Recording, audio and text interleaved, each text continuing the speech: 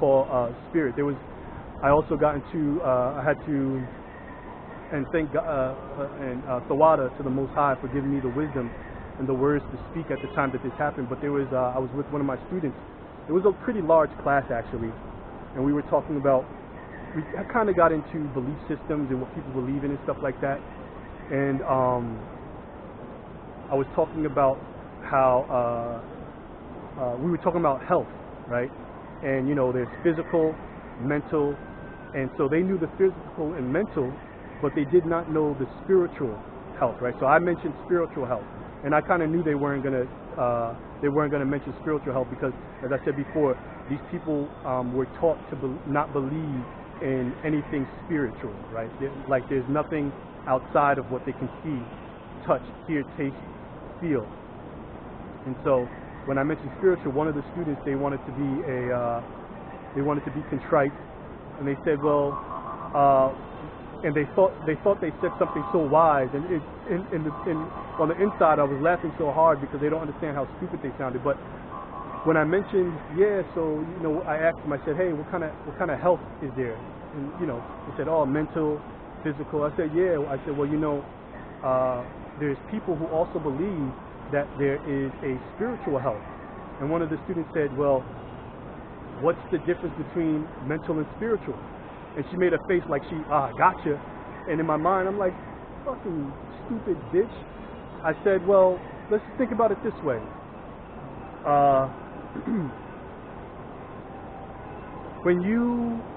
If somebody makes you angry, or somebody makes you sad, or something makes you feel happy, do you say to yourself, oh, you know, I think I'm happy, or oh, I think because this happened, I think I should feel sad?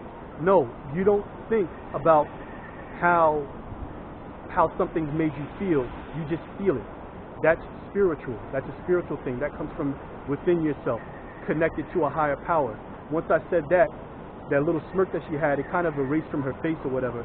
But yeah, you know, Thawada for the Most High for giving me the words and the wisdom to be able to confound that Moabitess at that time in front of all those students during that particular experience. But yeah, just the pride of these people, right? To not believe that there's something outside of themselves that they need to call on to save them. That their only belief in saving themselves is what they can do, and self-reliance. Good. We have heard, reading on again, Isaiah 16:6. We have heard of the pride of Moab. He is very proud, even of his haughtiness and his pride and his wrath, but his lies shall not be so. So again, that vomit that we talked about in Jeremiah, those lies are going to come back to haunt them and bite them in the end, right? They deal very deceitfully with each other out here. There's a trading center in the city that I live in called Schwebe, and in this trading center they trade heavily in silver and gold and all precious metals. And because I've been trading in gold recently, but at the beginning of this year, gold rose very fast. Gold and silver rose very fast, and at that time, many Moabites, they were able to make money or whatever. They were able to make quick money since it rose very fast. But what ended up happening is these people, what they would do is they would take iron bars and then wrap it in gold and then sell it as if it was real gold or real silver. And they did that to their own people. And once whoever the people were that owned these trading companies for the precious metals, once they got all the money that they needed, they would run off with it, right?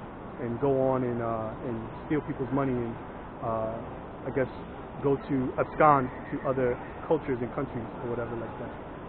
So, and I have two Moabites standing here in front of me right now watching me prophesy. So, Lord's will to their destruction. Therefore shall Moab howl for Moab, everyone shall howl, right? So there's going to be a lot of screaming, a lot of yelling at that time, a lot of infighting amongst the Moabites, amongst themselves for having done each other dirty, right? At that time, law and order is going to be thrown out the window because the security and police, they're going to be worried about their own family, so they're not going to be able to protect you out in the streets. It's going to be every man for themselves, and at that time, people are going to, how we say back in the West, get it how they live. So if you've done me dirty and I find you in that day, you know, it's all hell for you.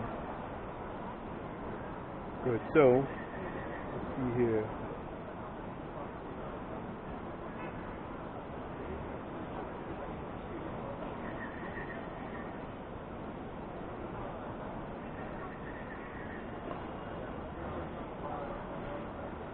See, what other chapter can I jump down to?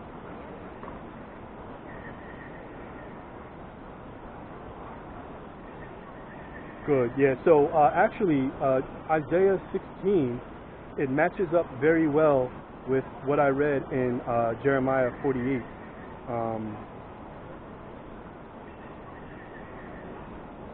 Yeah, line upon line.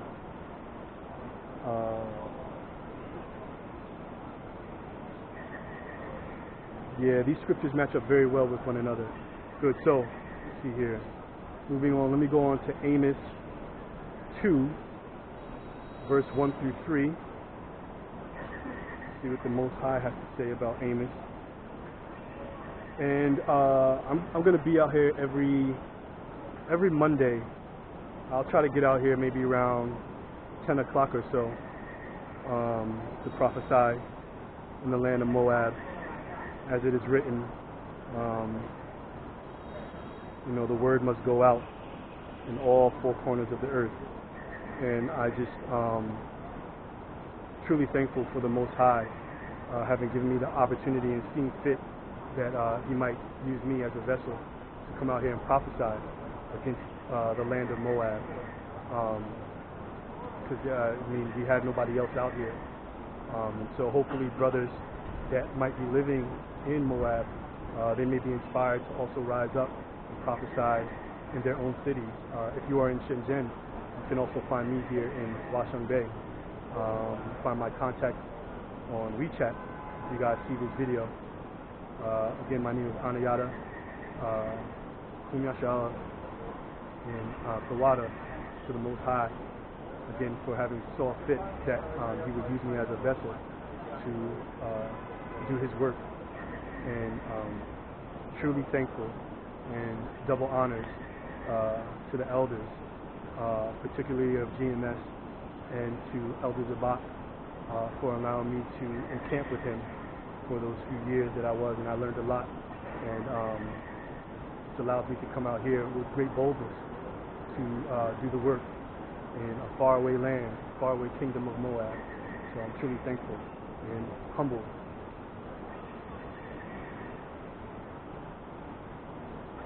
So let's go on to Amos.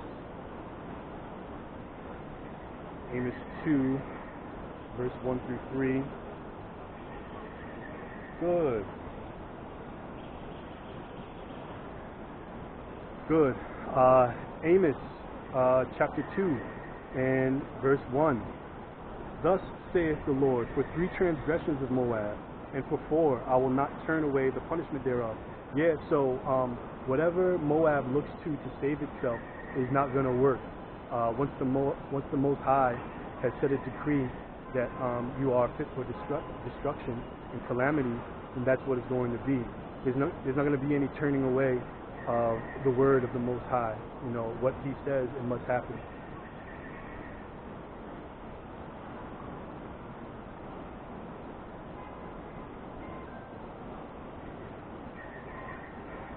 Because he burnt the bones of the king of Edom into lime, and so this is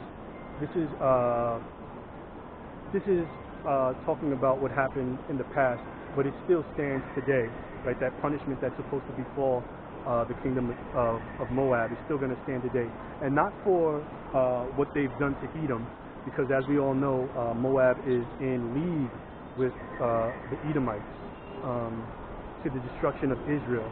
But we're starting to see that time change as we are now moving into the times of Revelation, where all nations will be visited and all kingdoms will be judged. The water to the Most High, Bahashema Mashiach Yahushua.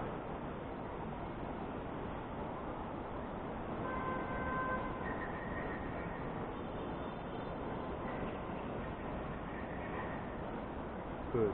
And reading on, but I will send fire upon Moab, and it shall devour the places of Kerioth. And so fire and destruction is coming to Moab. This land that that Moabites, their kingdom that they believe is so safe. In that time of destruction, there's not going to be any peace and safety, right? There's going to be utter destruction and utter confusion. They're going to be confounded, as the scriptures had mentioned in Jeremiah 48. They're going to be confounded when they turn to their gods and they find that their gods are no God. And Moab shall die with tumult, with shouting, and with the sound of the trumpet. Yeah, so their destruction is going to be great. It's going to be terrible, and it's going to be nasty for all their arrogancy against the Most High, in believing that there is no God, or there is no Spirit, which is the Holy Spirit. And I will cut off, verse 3, and I will cut off the judge from the midst thereof, and will slay all the princes thereof with him, saith the Lord. Again, so, Moab is a people that wholly puts its full trust in the government of this kingdom, and is going to be to their destruction at that time.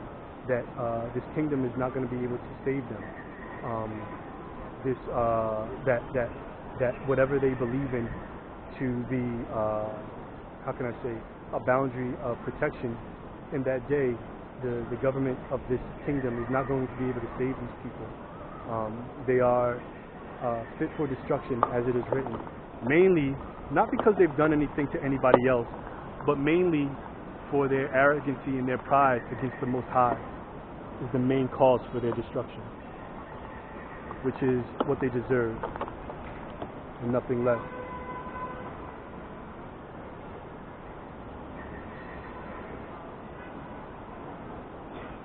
Salakia, give me one moment.